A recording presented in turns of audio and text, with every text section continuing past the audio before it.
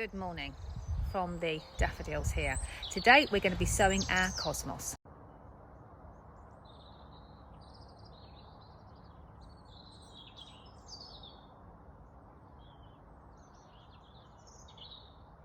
If you've ever grown cosmos and found that you've got great big plants but no flowers, not until at least almost the end of the season, it might be because you sowed your seeds a little bit late. Cosmos are light sensitive, but not in the same way as sweet peas, so they will still flower no matter what the day length is.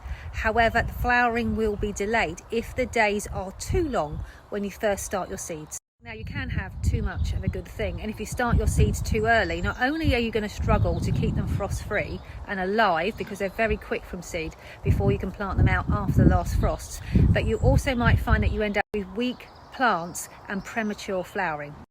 Absolutely fascinating, and I've covered it in the handbook, but all you really need to know is about now is the ideal time to sow your cosmos. You'll have good, strong, healthy plants ready to put out after the last frost, and you'll have flowers all summer long. For the grow along this year, we've got two different types of cosmos for you. So this variety of cosmos and those ones behind are all cut flower varieties, so we're going to need to stake those in the garden.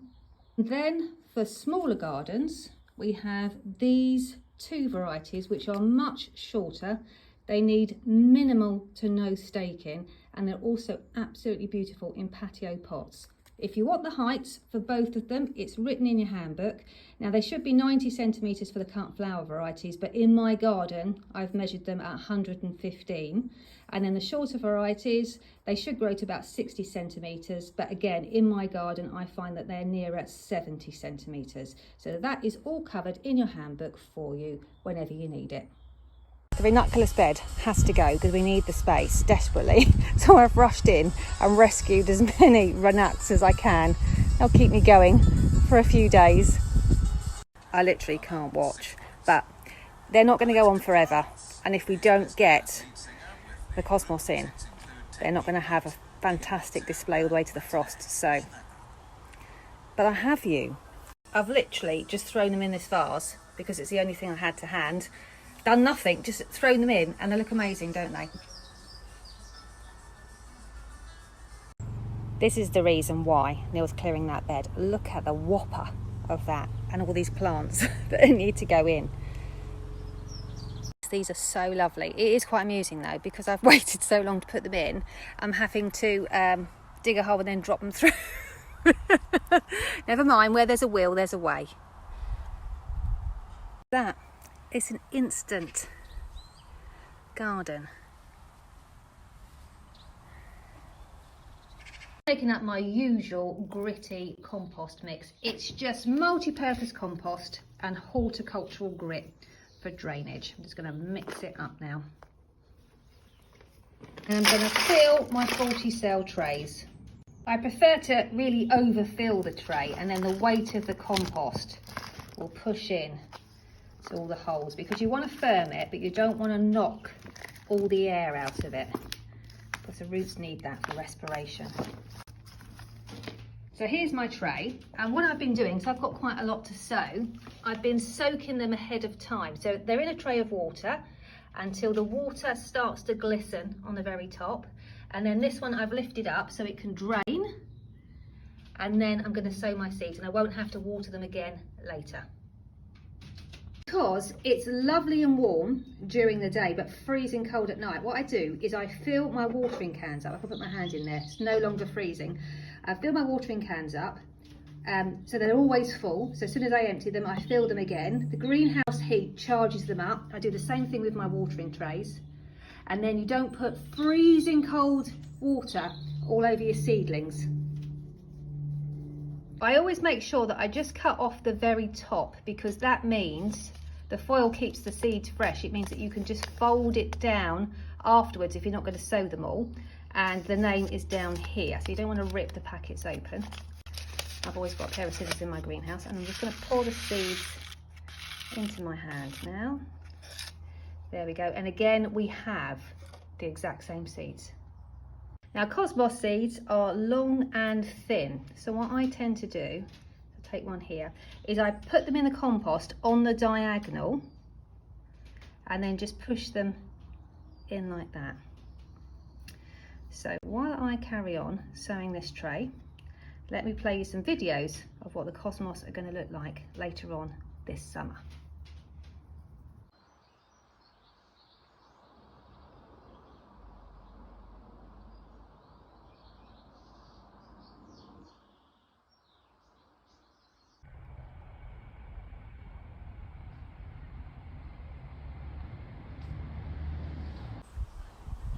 Look at the size of that.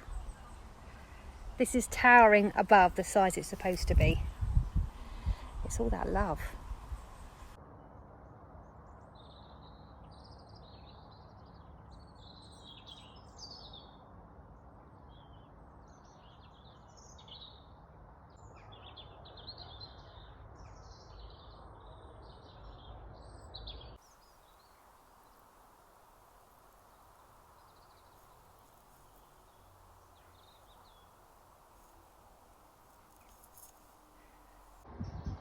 He's pollinating my arrangement. Right on cue, this is perfect. So this flower is open and it is busy being pollinated.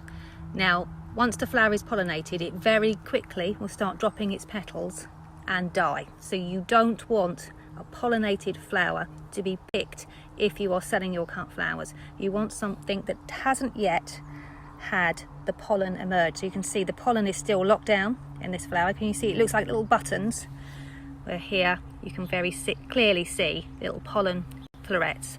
So as long as the flower has started to open, then you can pick it. But once it's fully open, and this guy's probably got to it before you have, then you want to avoid those. But there's nothing wrong with keeping those for yourself. Lid on, and I'm also placing my tray on a heat mat. Now, if you don't have a heat mat, don't worry. Cosmos are really easy. All they need is a temperature of around 18 to 21 degrees to germinate. So you can take their trays up to the house, but do keep a close eye on them because they germinate and grow very, very quickly. So as soon as they're up and about, you want to bring them down to the greenhouse. The propagator lid has literally been on 5 minutes and you can already see the humidity starting to build inside underneath the lid. So that's going to keep the seed nice and moist until we have germination. As soon as we have germination though, those seedlings are going to need air, so we will remove the lid and only put them on at night thereafter if it's going to be particularly chilly for a bit of double glazing.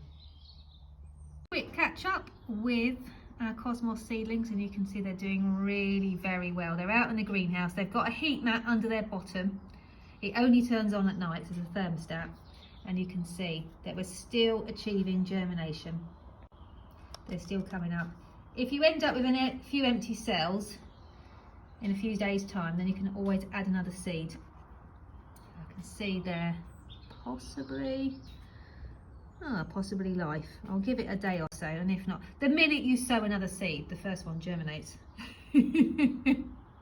Now fast forward, this is a month from germination. You can see how big the plants are, and they really need to be outside in the greenhouse so they don't get leggy. You can see they're really stocky.